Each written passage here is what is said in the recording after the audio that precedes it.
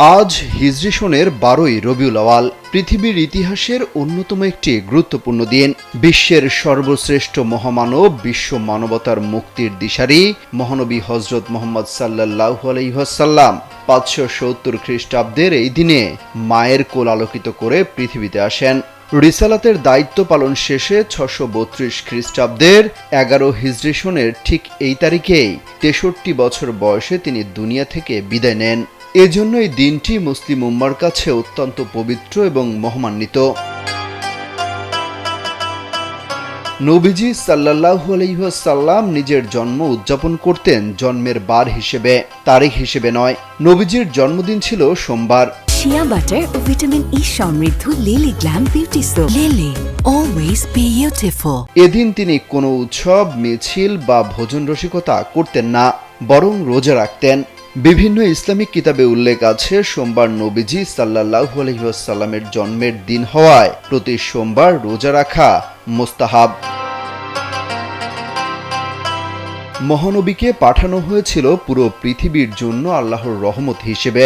একসময় গোটা আরব অন্ধকারে নিমজ্জিত ছিল, তারা আল্লাহকে ভুলে গিয়েছিলেন।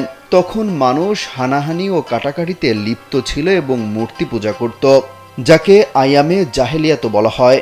এই অন্ধকার যুগ থেকে মানবকুলের মুক্তিসহ তাদের আলোর পথ দেখাতে মহান আল্লাহ তাআলা রাসূল সাল্লাল্লাহু আলাইহি ওয়াসাল্লামকে দুনিয়াতে পাঠান।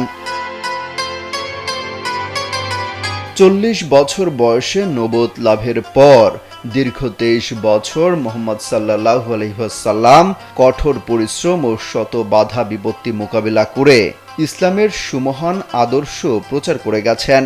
সব ধরনের কুসংস্কার, অন্যায়, অবিচার, পাপাচার ও দাসত্বের শৃঙ্খল ভেঙে মানব সত্তার চিরমুক্তি, শান্তি, প্রগতি ও সামগ্রিক কল্যাণের বার্তা নিয়ে এসেছিলেন তিনি। বিশ্ববাসীকে তিনি মুক্তি ও শান্তির পথে আসার আহ্বান জানিয়ে অন্ধকার যুগের অবসান ঘটিয়েছিলেন এবং সত্যের আলো জ্বালিয়েছিলেন। বর্তমানে অশান্ত পৃথিবীতে তার দেখানো পথেই আসতে পারে শান্তি ও মানবতার মুক্তি। মহান আল্লাহ পবিত্র কোরআনের সূরা আল আম্বিয়ার 107 নম্বর আয়াতে মহানবী হযরত মুহাম্মদ সাল্লাল্লাহু আলাইহি ওয়াসাল্লাম সম্পর্কে বলেছেন, সমগ্র বিশ্বের জন্য রহমত হিসেবে পাঠানো হয়েছে মহানবীকে। অমিত হাসান রবিন, কালবেলা।